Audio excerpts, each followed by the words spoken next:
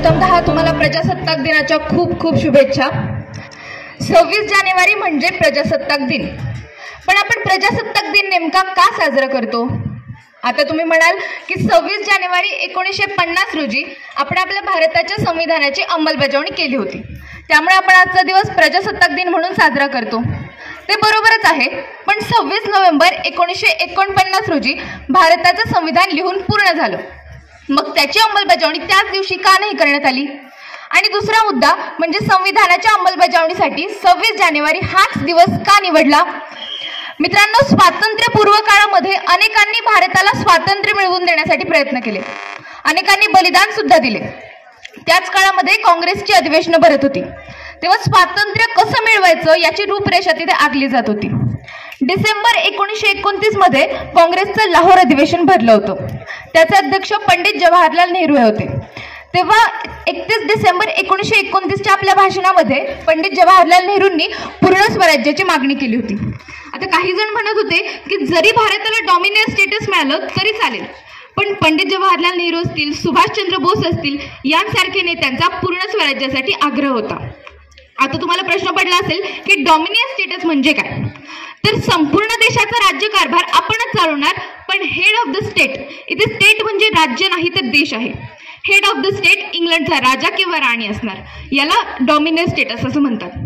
पूर्ण स्वराज्याचा अर्थ आहे की आपल्यावरती कोणाचंही डॉमिनेट नसणं, म्हणजेच आपला देश सार्वभौम असणार।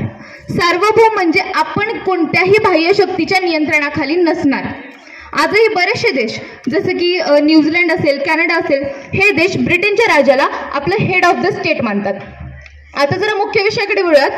आपण पूर्ण स्वराज्याची मागणी करत होतो।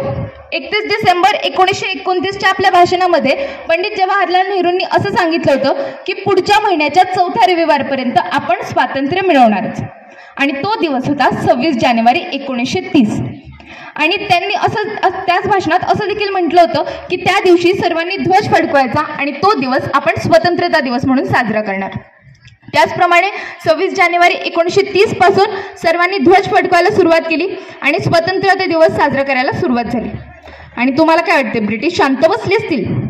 त्यांनी लोकांवरती लाठीचार्ज केला, अन्याय अत्याचार केले, तरीही हे देशप्रेमी थांबले नाहीत, भारतीय डगमगले नाहीत।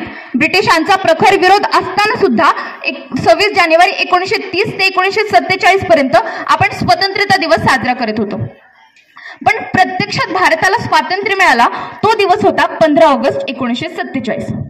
म्हणजे आपण स्वातंत्र्य दिन कधी साजरा करणार? तर 15 ऑगस्टला। भारताची राज्यघटना लिहून पूर्ण कधी झाली? 26 नोव्हेंबर 1949ला।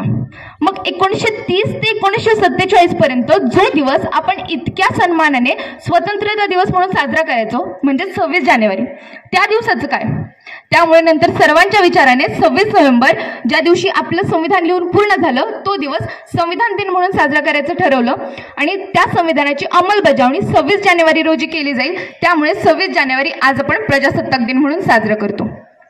संविधानाच्या कलम 393 नुसार भारताचे संविधान असे शब्द या राज्यघटनेला देण्यात आले।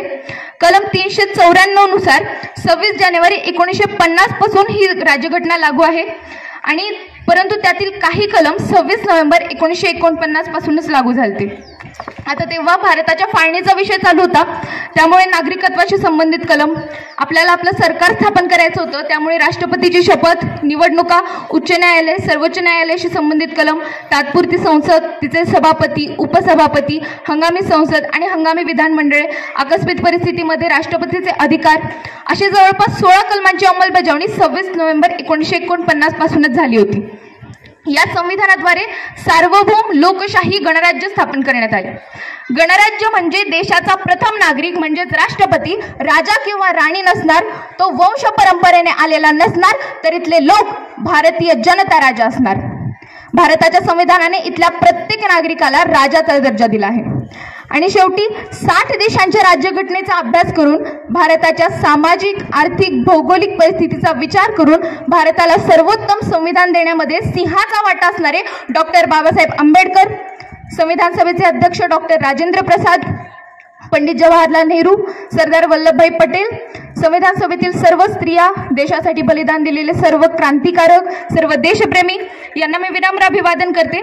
आणि शेवटी, रातों के अंधकार में दीपक सदा जलता हूँ, मैं भारत का संविधान हूँ, सबको राह दिखाता हूँ, मौलिक अधिकार दिए तुमको जीवन सहज बनाने को, कर्तव्यों का लेखा सौंप कुछ नए आदर्श बनाने को। जय भारत, जय संविधान।